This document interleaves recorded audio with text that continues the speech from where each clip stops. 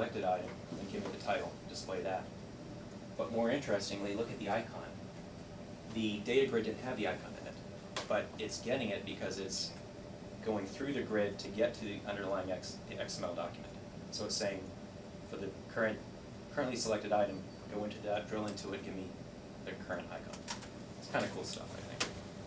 And you can, in Flex, you can do similarly, binding anything in Flex to anything else as a data provider. The Rails for this was really simple. Just created the Rails app and then made a scaffold resource for the model bookmark. And that was it. Now, how do Rails and Flex integrate? It's basically similar to what you saw in the dig site. You have a data grid on the right. It's getting the Rails service, last result bookmark, and then attributes on there. You also see we have some double-click event references and drag and drop events.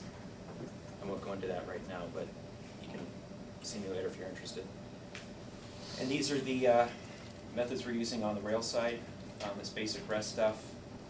If you're new to REST, it's interesting that the get and create are the same URL, just using different methods of get and post. Delete's pretty straightforward. I won't go into that. It's a hack. Okay. And then these are the functions. Earlier, what we're looking at here is called mxml, which is used for defining the layout and the data binding primarily. And then you also have script. You can see this looks kind of like JavaScript. This action script. That's how we save and delete bookmarks. First, create a hash object, a bookmark, title, and URL. Pass that to Rails post service, and then the delete is pretty similar. You just embed the item ID in the URL string with a method of delete. And then the Rails side, if you've seen, if you use RESTful Rails, you'll notice this is unmodified, just basic create and destroy. So if you're interested in this anymore, Flexible Rails is a really good ebook on this topic. It's not free, but I think it was $9, something like a Peep Code screencast.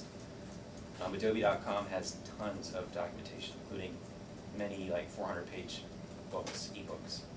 Flex on Rails is a good site, and to get the opposing viewpoint, you should see Flex can't do REST, which is a sort of flame war on people getting religious over the REST verbs being missing in Flex, and IE and Mozilla and everything else. So it's kind of rushed, but questions? Did you have to fork over any money to get started, like for the IDE or anything else? No, not for the first 30 days. The money thing is Flex used to be very, very expensive and required server-side components. Then it became less expensive, and then it became free for the SDK and no runtime costs. It's not open source. What you have to pay for is if you want the IDE. It's $500 for the first 30 days, but it's a really darn good IDE. So I sprung for it. But you don't have to. Compiler's free.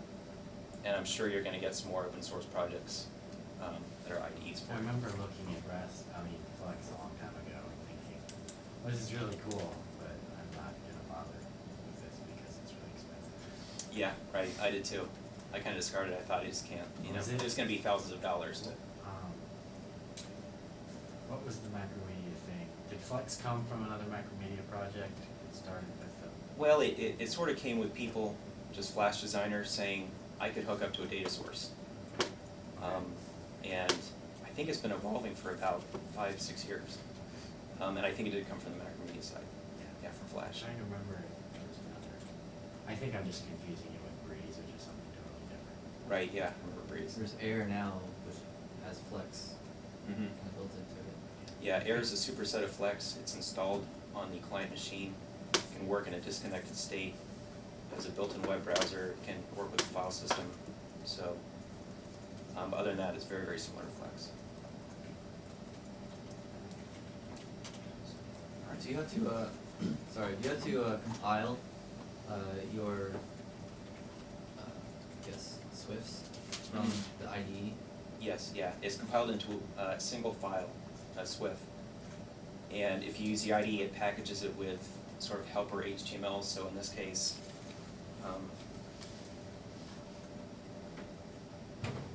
In this case, the MXML, which is the source, is called dig bookmarks. The bin has digbookmarks.swift.html, which will help people to install Flash if they don't have it.